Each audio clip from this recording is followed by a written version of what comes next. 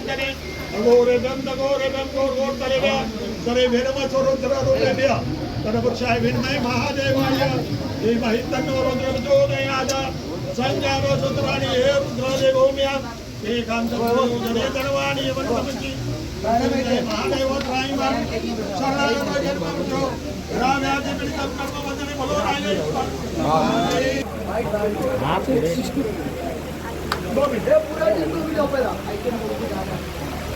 अभी चावल है उसमें चावल पाया पड़ रहे पाया एक मिनट काका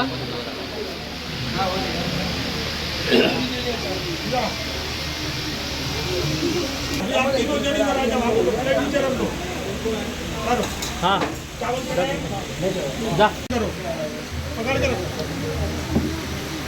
त्र्यंबकम यामहे सुगंधिं पुष्टिवर्धनम् उर्वारुक्मे बन्धनान् गतोर्मुक्षमां तथा मृत्युञ्जय महादेवत्रायमां शरणागत जन्ममृत्योजनाव्याधि गोम्यां ते तत्र योजने धनवाणी अवन्तमस्य मृत्युञ्जयाय महादेवाय शङ्कराय वज्राय शिवाय गौतमाय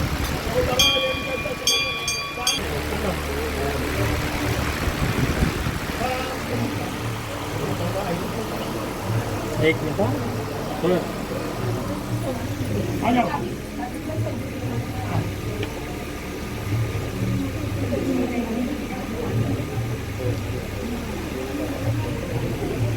हाँ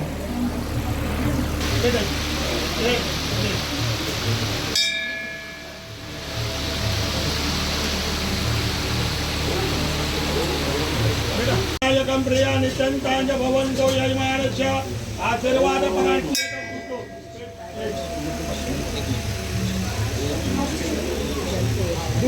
प्लेट दे दो एक नहीं वो चढ़ाया हुआ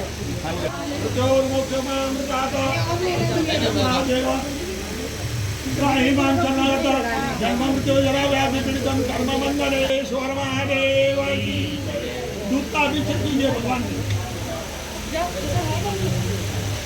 नमोसंभवाय वयोवालिंच शंकराय नमस्कारांच राम सदाशिवाय मृत्युंजयाय महादेवाय। हे मंदिर गेल्या 25 वर्षापासून स्वर्गीय वसंत नागवे साहेबांनी याची स्थापना केली आहे. 1993 मध्ये ओल्डवालं शिवलिंगला जीर्णोद्धार करून नवीन शिवलिंग इथे स्वर्गीय गुरुवारी आनंद दिघे साहेबांनी बसवलं आहे. त्याचप्रमाणे या मंदिरात सकाळी 5 वाजता रुद्राभिषेक, त्यानंतर महाआरती 12 वाजता, संध्याकाळी भजन आणि यावेळेला आरतीच्या नंतर गोंधळ हे ठेवलेलं आहे. त्याचप्रमाणे 100 किलो साबुदाणा खिचडी ठेवलेली आहे.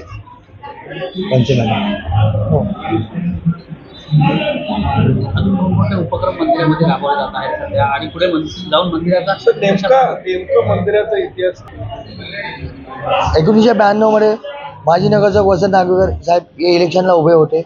हे स्वयंभूत मंदिर आहे, पण हे उघड्यावर होतं. त्या टायमाला वसंत नागवेकर साहेबांनी शंकराकडे प्रार्थना केली की अगर मी निवडून आलो तर तुझ्या डोक्यावरती छत या मंदिरासारखं छोटं स्वरूप निर्माण करेल.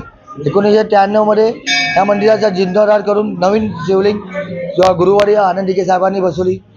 त्यानंतर सर्वांच्या सहकार्याने, ठाणेकरांच्या सहकार्याने, शिवभक्तांच्या सहकार्याने या मंदिरावर 7.5 किलो चांदीचा मुकुट चढवला गेला आहे.